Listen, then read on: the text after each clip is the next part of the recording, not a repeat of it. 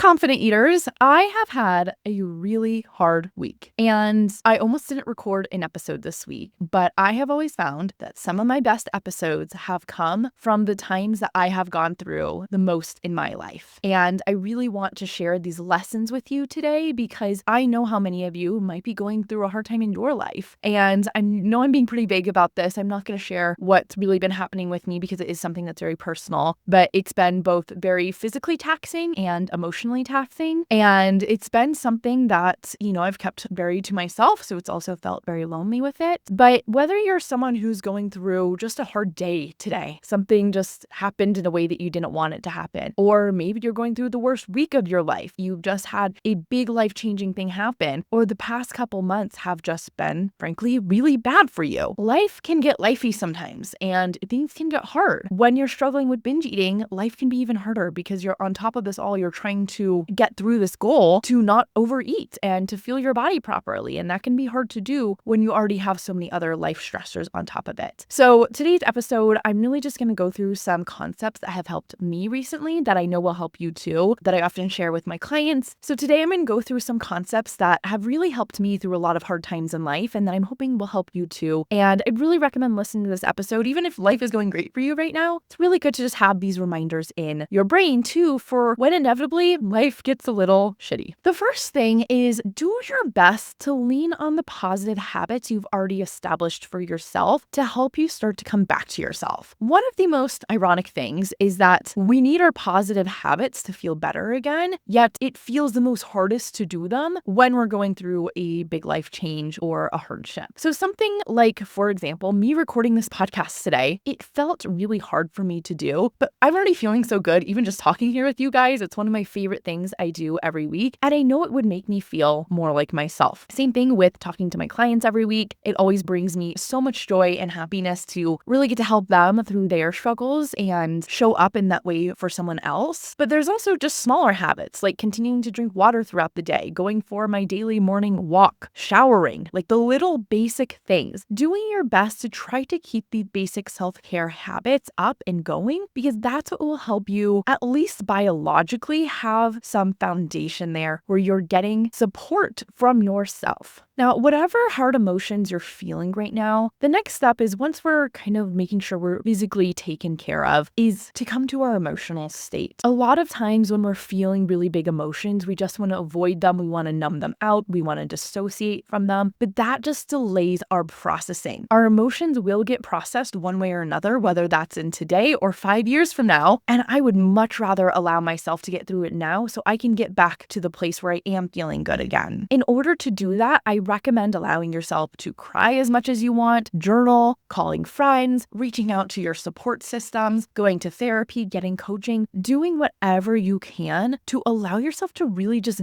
be in those emotions, however big they might feel. I know it can feel scary to allow yourself to feel big emotions like grief, despair, overwhelm, anxiety, fear. But the more we allow ourselves to initially feel those and process those, the easier it will be to move past them. You have felt hard emotions like this before in life, and you will feel them again. I want you to think back to the times where you've gone through something else hard, you felt a similar emotion, and you worked through it, seeing if you can get insights from how you did that. And knowing that at the end of the day, unfortunately, this is not going to be the only time you're going through something hard in your life. So what type of person do you want to be during this? If you go to food and you overeat during these hard times, you are going to be reinforcing this idea that you are the type of person who has to overeat when things are hard. And that's not who you want to be anymore. You want to be someone different. You want to be someone who allows themselves to process emotions, to cope with emotions in different ways. If you go to food and you emotionally eat, you're just going to be left with even more problems than you are right now to deal with. You're already going through a hard time right now. Let's not create even more problems for you to have to deal with in a couple weeks from now because you're bloated, you're overly full, you've gained weight, your blood sugar is crashing all the time. That's what's happening doing when we go to food during these rough emotional patches. Everything will only get worse. It won't make anything better. And we know this usually logically, but it's worth saying again that food cannot make us feel better. The only thing food can help is hunger. And so if we're not hungry, food can't be the solution. If we're anxious, if we're stressed, if we're grieving, food will only add to the additional pain of that because our body is having to process things that it doesn't need. And so, of course, we need to still fuel ourselves. We still need to eat during this time, but having additional food or food that just doesn't really feel good, if you say to yourself, well, screw it, I deserve to feel better, let me just buy the cakes, the cookies, we are just creating more pain for ourselves and not really helping us get out of that. One of my favorite concepts that has helped me when I was learning how to stop binge eating, but also just in life in general, is focusing on one day at a time. So instead of telling yourself, I'm not going to binge during this hard time or not going to binge ever again, allowing yourself to say, just for today, I'm going to choose to not binge. If I want to binge tomorrow, that's another problem. But I'm deciding just for today, I'm not going to binge. That's the promise I'm going to make for myself. All I need to do is get through today. And that makes the goal a lot smaller. And that's especially what we need to do when we're going through a hard time, is make our goals really itty bitty tiny, much tinier than we imagine. And sometimes that even feels too big of today. So maybe I'm going to promise myself that just for this 1 hour, I'm not going to binge. I can do that for 1 hour. And after 1 hour, I can reassess. Again, this is not us trying to play a trick on ourselves and saying just for today and never again. But what you might realize is you get through today without a binge and you say, you know what? Maybe if I can do this today, I can do this tomorrow. And then you get through the next day. You say, wow, I did it again. Maybe if I can do it 2 days in a row, I can go another day without binge eating. And then day by day, you start to build this progress. It makes it so much easier when you just have to focus on today and how you can show up as your best today versus the next however many years of your life. Along with that, asking yourself, what is your 1% that you can give today?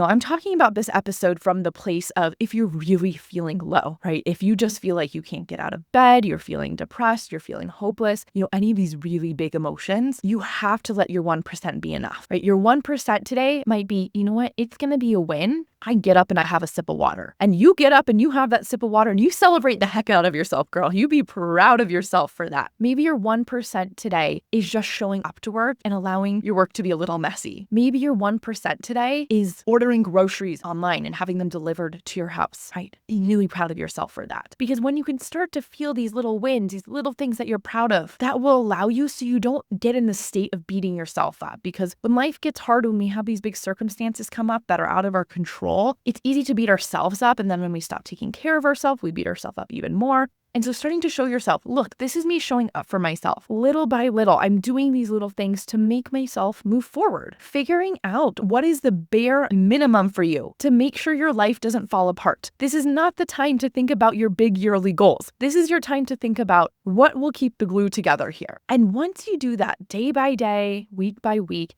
you'll start to realize that one day you're just back to your normal self. You're happy again. You feel the sunshine on your skin. You're thinking about your future goals. You're not binge eating. You're starting to lose the weight again. You're feeling really energetic. All of those things will come back to you again. I promise you. But you have to take it day by day. You don't have to think about how am I going to feel happy again after this? How am I going to get through this? It can be how can I feel just 1% better in this moment? Despair is the belief that tomorrow will be just like today. So when we are having a hard day, a hard week, we start to almost feel like it's going to last forever, that we're just going to be in this pain and it will never end. That's when we start to feel despair. I want you to have the possibility of maybe tomorrow can be different. And that's what on these days where I've been feeling physically not well and I'm like, I don't know, will I have to cancel calls tomorrow? Will I have to change this project around? I hold space for the belief that maybe tomorrow I will feel better. And lo and behold, each and every day I have been feeling better. And I felt amazing enough to record this podcast for you today. And so today was not like yesterday. And my guess is tomorrow I'm going to be feeling even better. The truth is emotions change. No matter how badly you are feeling right now, you will not feel this way forever. You feel sad and then you feel happy again. And then one day you feel happy again and you feel sad again. And that's life. And if we can allow space for emotions to change and trust that this won't last for forever, we're able to tolerate our emotions more deeply. And we don't feel the need to escape them with food then. When something first happens to us, and even just notice how I phrase that. Something first happens to us. We tend to play the victim. We think, why is this happening to me? I can't believe this is happening to me. This shouldn't happen to me. And that's a very valid place to be in at first. It's very normal to be in that place. That's the first stage that you're likely going to be in. The second stage that we go into is acceptance around this is happening. This is just the circumstance. This is what I'm working through right now. I'm going to figure this out. And then the final stage that we get to is this is happening for me. We start to make meaning out of our hard life events. We start to see in hindsight how maybe things were the right choice or how it really propelled our life forward in a beautiful way. So I want you to identify where you are on those stages today. And most likely, if you're listening to this episode in the earlier stages, hold space for the times that you've had something hard happening in your life. And you can look back at it with appreciation and gratitude. Maybe you didn't get into your dream college, but you got to go to another college that actually ended up being so much better for you in your life. Maybe you really wished you were with that ex-boyfriend, but then you've now found your dream husband and you can see how everything worked out for a reason. Maybe you went after that job and you got rejected, but it left space open for another job opportunity instead. All of those things in the moment feel really difficult, but in hindsight, they can give us a lot of gratitude and we can make a lot of sense out of them. And even if you have something, like someone passing away, really big grief around something, it can be hard to see, especially, almost ever, how that can be happening for us.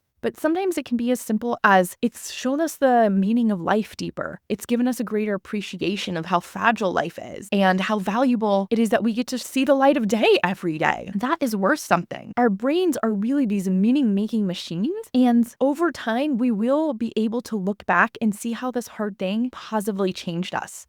Maybe the hard thing you're going through is just binge eating and it feels like it's ruining your life and you're not sure how you're going to get through with this. That's something that even if you don't go on to do a career like I did, I can say for me, that obviously gave me the greatest gift of all, which is being able to have a career helping other people come out of binge eating. But even if it doesn't end up being a career or something that you make money out of in the end, even if it's just something as it gave me a greater understanding of the human experience. Maybe you have a friend that will struggle with binge eating one day or that is, and you getting out of this will allow you to help her through it too in a way, or just make her feel less alone. Maybe it allowed you to be more resilient. Maybe it's shown you determination. It's shown you how to not give up when things get hard. And as hard as binge eating and eating disorders and all of these things can be, they can be the greatest gift to show us how strong we are and to build up these new skills that we maybe never would have gotten had we not gone through an eating disorder and all of these other hard things in life. So wherever you are today, I just want you to know I'm sending you so much love. I want you to be kind to yourself because the truth is no one shows up perfectly in life, especially during the hard moments. So even if you hear all of this today and you still are like, I still ended up binge eating today, I still didn't show up like I wanted to, that's going to be life sometimes. And what's important then, if all else fails, use this as a time to be beautifully compassionate to yourself. I can tell you that is always how I move through things so much faster than anyone else that I know, is because I allow myself to feel things through very thoroughly, very quickly, and I move on from them because I'm compassionate with myself.